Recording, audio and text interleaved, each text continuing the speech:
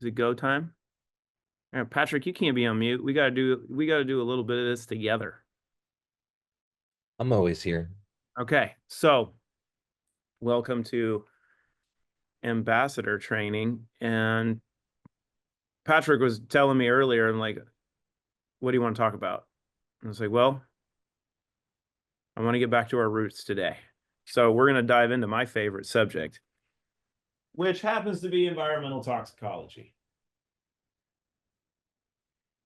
Yeah, so And everyone message a friend and tell him to come because Clay's gonna be spitting some I'm good gonna go. hot fire.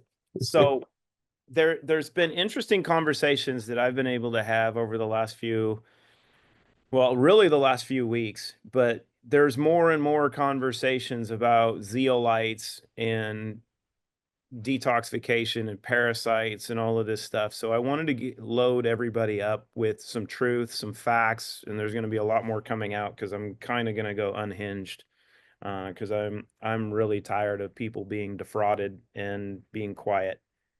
So there are there are some very key points that I want to make sure that everybody understands on why we do what we do, why Christina is who she is, and why when it comes to zeolites. Can you see me? Am I on the screen? Because all I can see is Patrick. But um, when people use the term zeolite, we're going to get into the truth of what that actually means. So I think we'll first start there. When someone says the word zeolite, they're basically saying, in another essence, wood, right? And if you were going to build something and someone says you're going to build your house with wood, then you would probably ask, well, what kind of wood? Because is it pine? Is it oak? Is it cherry? Is it, you know, poplar? Is it something that is sturdy? Is it something that's not? Yeah, everything has its use and it is designed for a specific purpose. So you don't want to be vague from an explanation standpoint. And unfortunately, because of the impact of one specific crystal on the population from not just the last 5,000 years, but we got to figure out how long this planet's been here, which is I don't know. Some say a trillion, some say billions. We don't know yet. But here's the truth in why this class of minerals and clays and crystals is so valuable.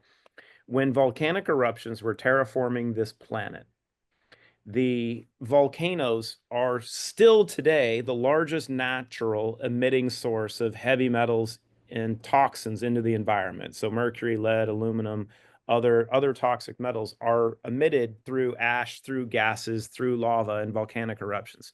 So when this planet was being terraformed by volcanic eruption, there was a unique process that took place of some of the ash was in lava was mixing in different creating different lakes and seabeds all over the planet, and these different crystals and clays were formed from these eruptions that created this class of 84 plus different substances called zeolites, and they're all like little molecular sieves in some aspects that allows them to grab onto and trap and bind different types of toxins and such.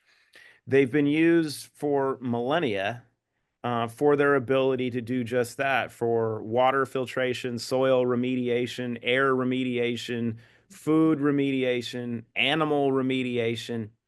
But about 20 years ago, a scientist in Cleveland, Ohio, by the name of Harvey Kaufman, was working in the tire industry, and he had a wife who had cancer, and he was looking at research and trying to figure out how to do things a little bit different. And he created a process to what he thought was to break apart clinoptilolite. Now, clinoptilolite is the most special of this group of crystals and clays in this zeolite class.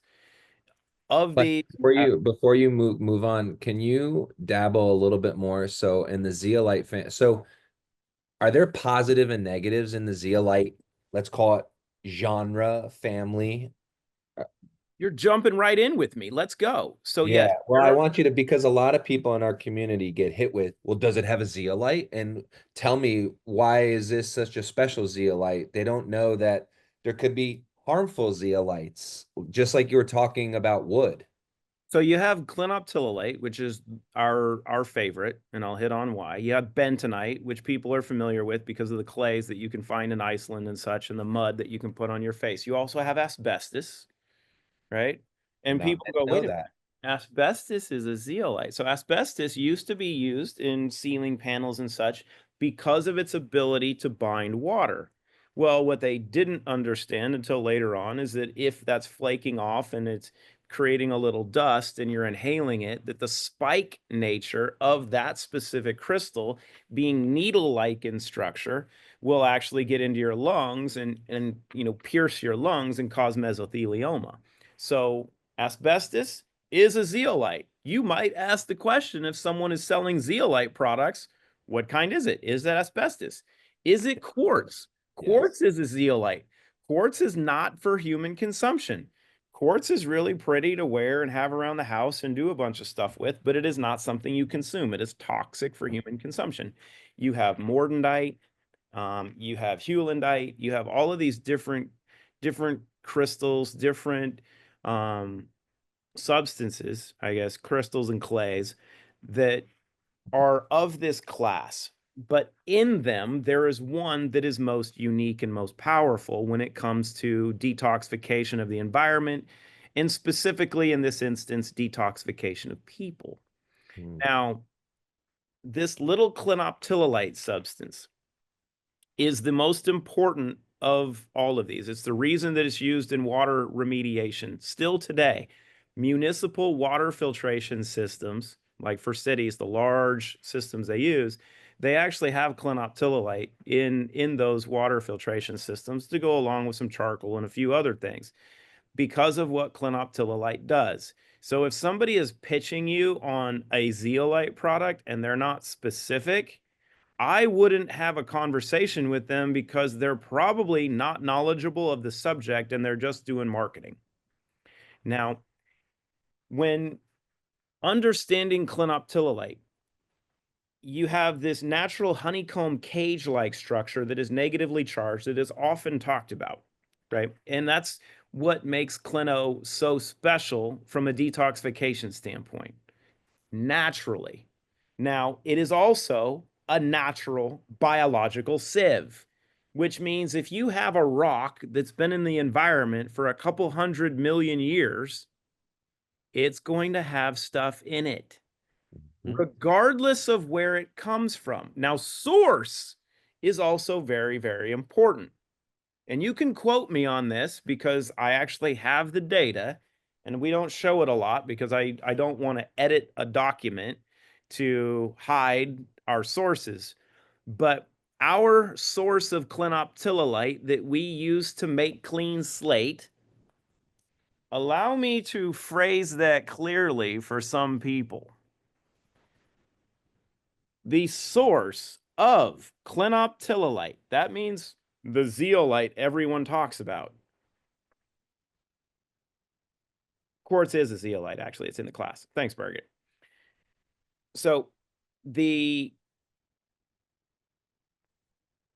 clinoptilolite that we use clinoptilolite to make clean slate, is 97% pure clino, 3% bentonite. It's sourced from the purest mines available on the market globally. Also some of the cleanest, but you still have to process it. Now, the important part with clinoptilolite is this. Clino is a sodium alumino silicate. Silica is the key component. Now, in this, we'll get into a little chemistry that doesn't really apply, but it's kind of important.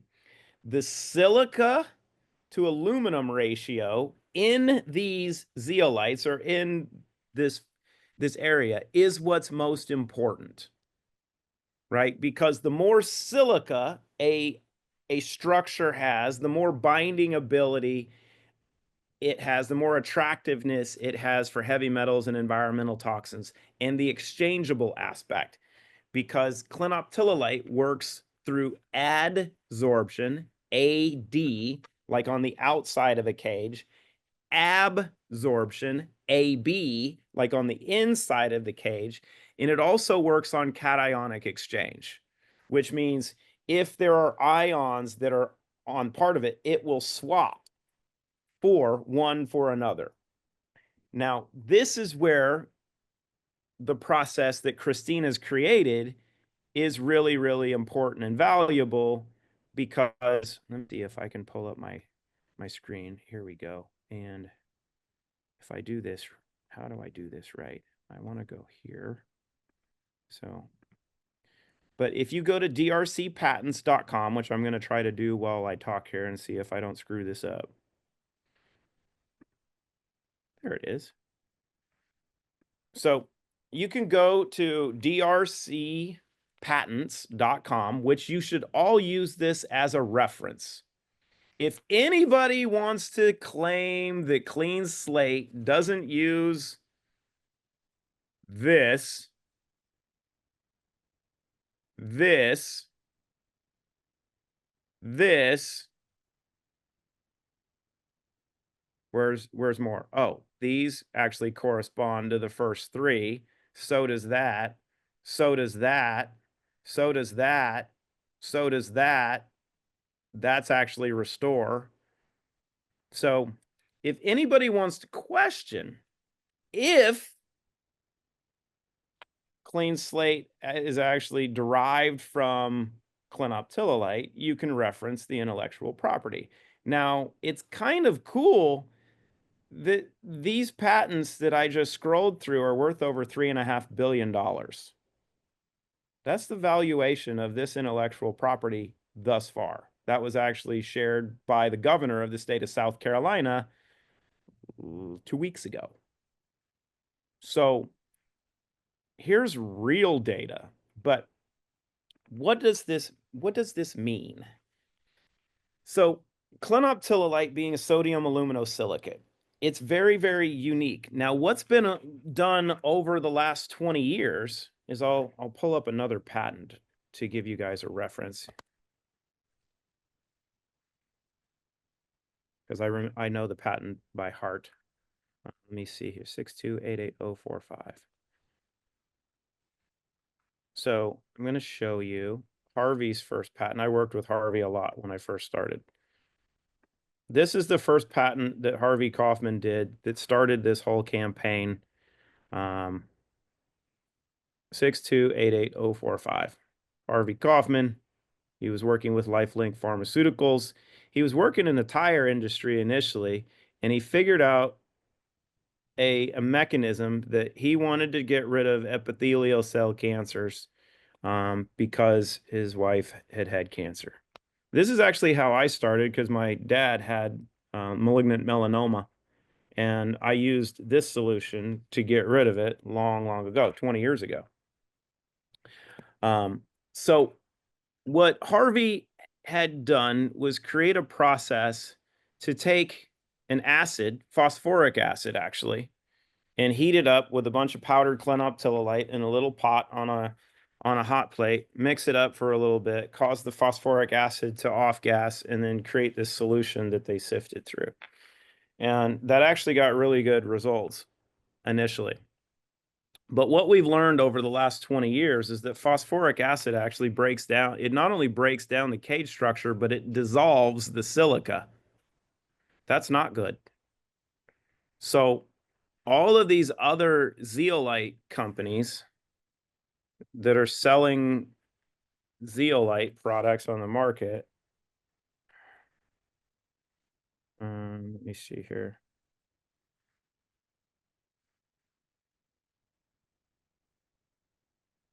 I won't go into it. I was going to show some other companies information and nuke them. I will do it later.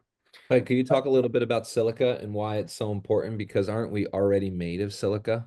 And this is where we dive into some of the key stuff of Let's go. where these patents that Christina's done are allowing the bioavailable silica. Now, on the label of Clean Slate, under other ingredients, you'll see silicon dioxide. Why is that? Because clinoptilolite is sodium aluminosilicate. In the source that we use, it is 66.7% silica. That's the molecular structure of the zeolite, clinoptilolite source that we get. 66.7% silica, which, as I went over, the silica to aluminum ratio is so very, very, very important in the structure. But if you're using phosphoric acid or other acids, you'll actually dissolve a lot of that silica. And that destroys the true ability of this crystal and what it can do in the body. Now, the key in this is what is bioavailable silica? Well, bioavailable silica happens to be the building block for everything that the body needs, right?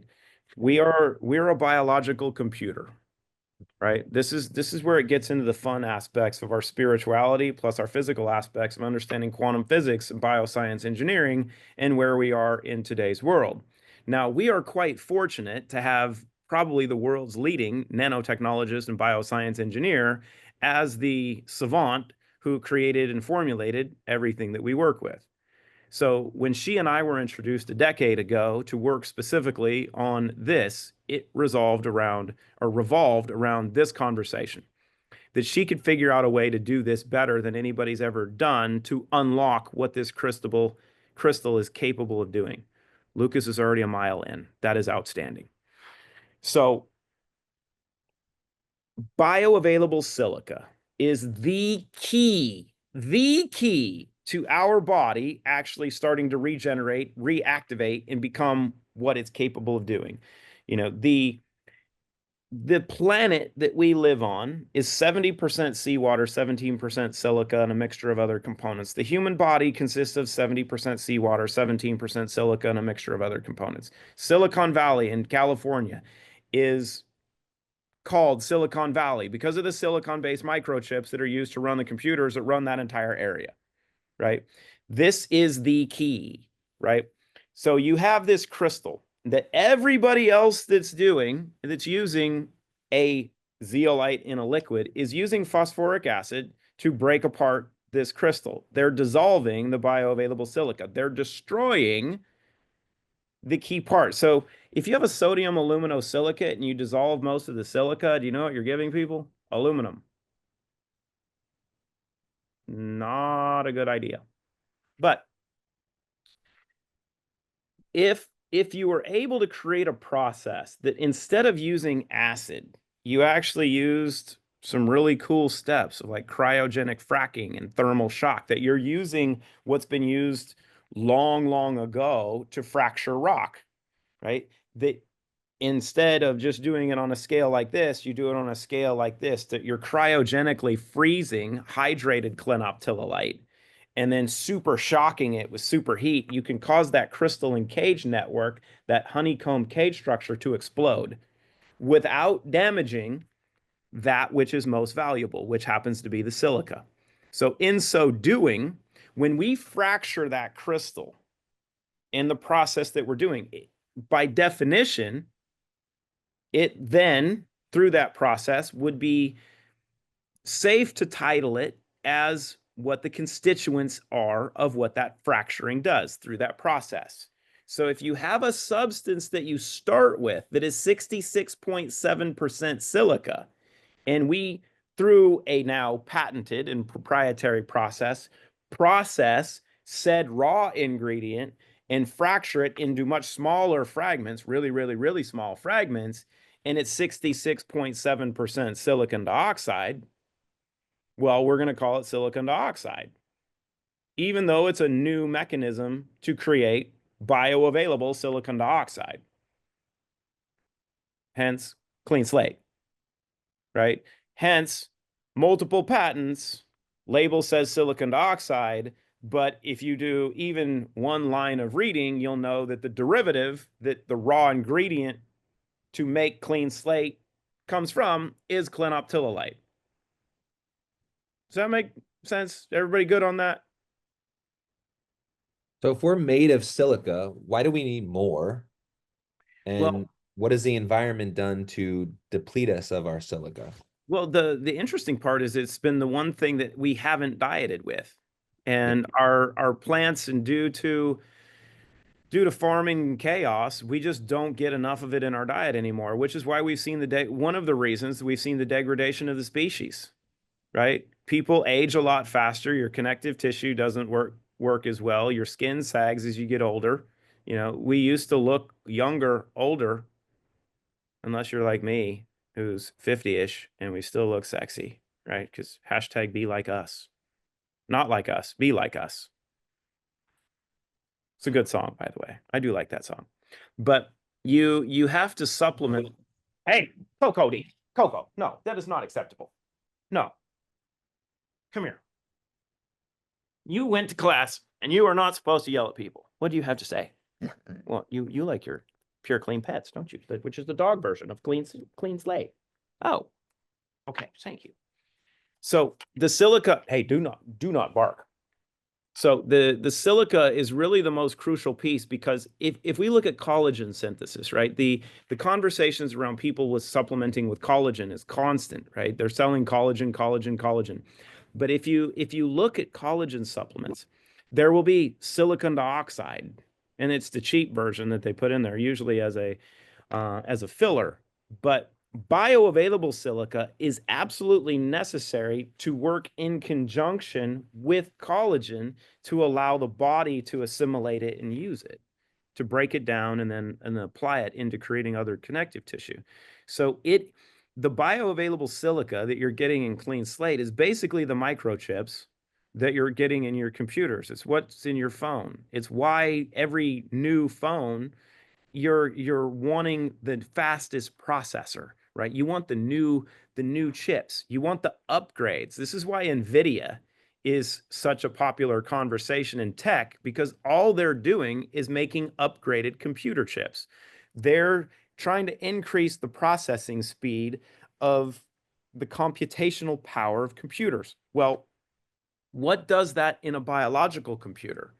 That would be one, bioavailable silica.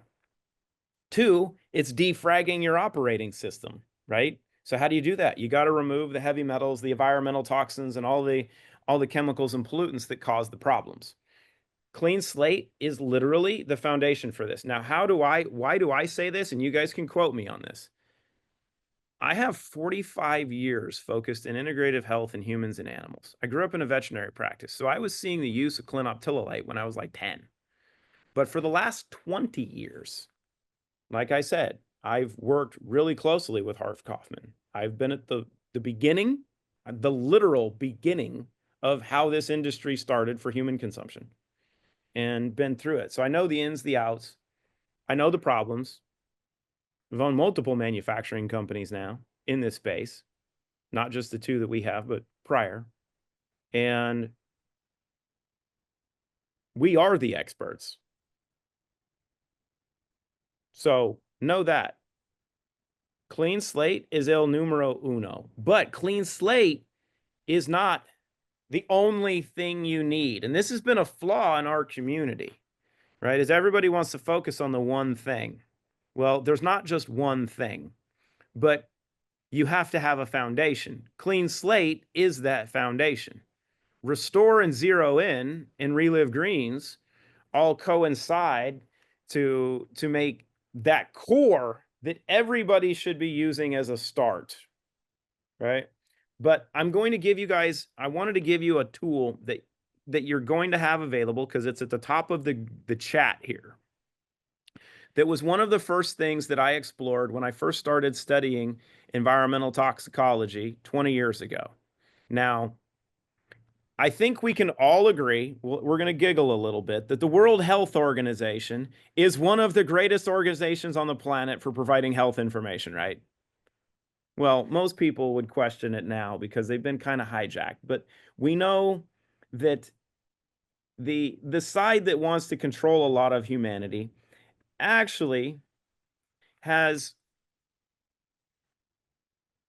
put put a lot of focus into this organization. So the key in marketing is to be able to use what everybody can't argue about, or those that might want to argue with you. You can use their sources to make your argument. Now, for the next couple minutes, I'm just going to show you guys truth that you should and can use in all of your content, in all of your conversations, to make your lives really, really simple.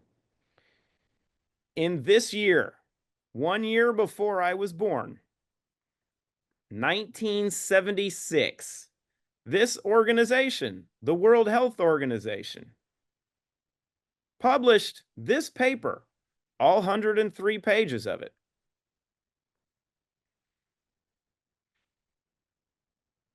An international program on chemical safety focused on one subject. Now, you guys have heard me talk about this and beat this horse constantly. This was the initial paper that gave me the foundation for all of my understanding as I delved into another 20 years of research in the subject matter. This paper right here, which is a meta analysis of research going back to the 1950s and 1960s, that shows you truth. It's incontrovertible evidence from the organization that even those that you might not agree with are going to say is truth. So you've got the World Health Organization, the United Nations, all publishing a paper in 1976 that goes through how bad this one substance is. Now, I'm not going to go through all of this. I've actually highlighted some stuff. So when you pull up this in the chat, it actually already has my highlights in it, which should be helpful when scrolling. But let's see, the priorities of mercury toxicity and lead. Let me see here. An attempt has been made to express all numerical values in a uniform fashion. For instance, the concentrations are always expressed as mass concentrations in units acceptable to the SI system, which means milligrams per liter or milligrams per kilogram. And if they're doing nanograms per 100 mLs, you'll see that not in nanograms per liter, right? So let me see. You got severity and frequency of observed or suspected adverse effects on human health of, let me see, what does mercury do? The importance or irreversible or chronic effects such as genetic, neurotoxic, carcinogenic, embryotoxic effects, including teratogenicity, which means it's hurting babies in the womb. You can go to the abundance of the agents in man's environment, which is all in here. The pollutants that resist environmental degradation, that means they don't break down in the environment. Environmental transformations and metabolic alterations, that means how mercury gets in the environment, how it's broken down, and how it becomes more absorbable into the human body and creates even more chaos. This full list contains some 70 chemicals and physical hazards that will be periodically reviewed. They stopped doing this in 1976 after they published this paper. But what you'll find in this as you go through it, and I strongly encourage you to go through this. Bianca, you're going to have a freaking heyday with this because I know you love to create content. This is truth. This is the World Health Organization's publication. This you can quote all day long. And what they said at the time is that about 85% of all chronic degenerative diseases is caused by this one substance. I got permission to share this. So, Oh boy. oh, we're getting into the fun. So there's some things to talk, there's other things to prove. So this is Stefan's labs. His first one, he lives in Las Vegas. You can see him on podcasts because he lost like 120 pounds. using a bunch of stuff he probably shouldn't have done to lose the weight, and now he has full-blown alopecia. So when I sat down with him initially and talked to him, like, bro, you are so mercury toxic, it's ridiculous. He's like, what do you mean? I'm like, well, you're completely murked out, I can tell, but let's do some work to see what happens. So in conversation with him, going over his health history, he talks about how he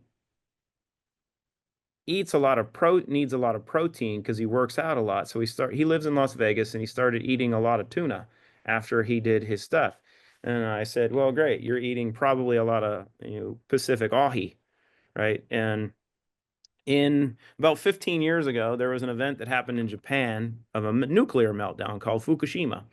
And when Fukushima melted down, it released a massive amount of radioactive cesium-137 and strontium-90 into the Pacific Ocean and nuked the entire Pacific Ocean 15 years ago. And we know that tuna are constantly high in mercury because of being, well, predatory fish in the Pacific Ocean, and there's lots of mercury in the water, which means the plankton have some, and then as you go up the food chain, in this instance, when this is a baseline, so this is an unprovoked baseline. This is how we like to do stuff. If you want to do this, you want to do this with people, you can contact John Hayden.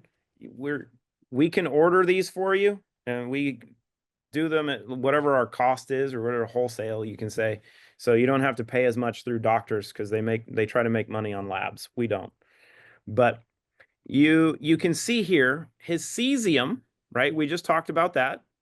And mercury are the two to look at. So for mercury excretion, this number should be here. It should be 0, because you don't want mercury circulating, and you sure as heck don't want to pee it out. Now for cesium, this number also should be 0. Who's doing that? Is my phone ringing? It is. Hold on. I have to get rid of this. Nor.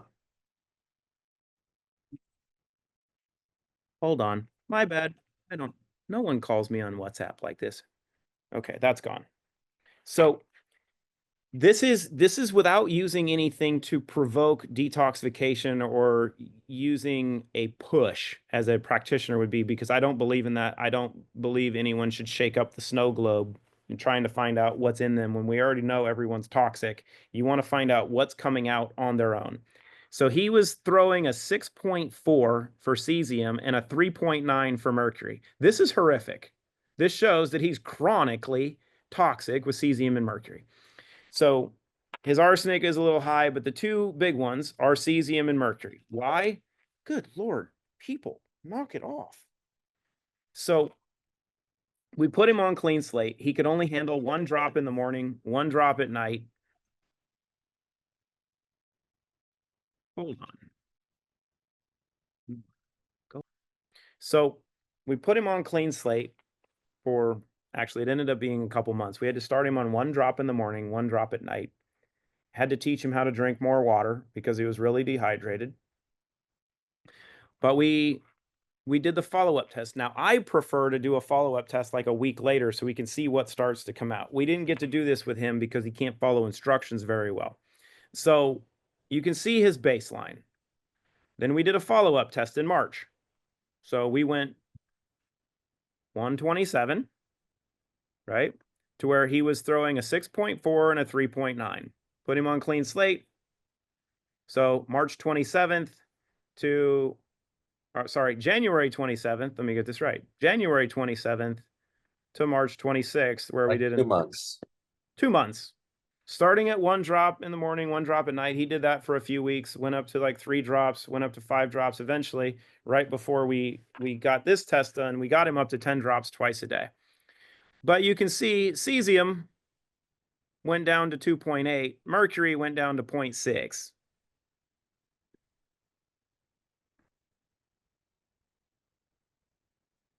Arsenic was at 9.8, 6.4, 3.9. A little more arsenic coming out, pretty much wiped out the cesium and really wiped out the mercury. we have proof. You know who doesn't have proof? Everyone else. So let me see if I can do this. How do I stop sharing? So this is where kind of the rubber meets the road and the truth exists within it.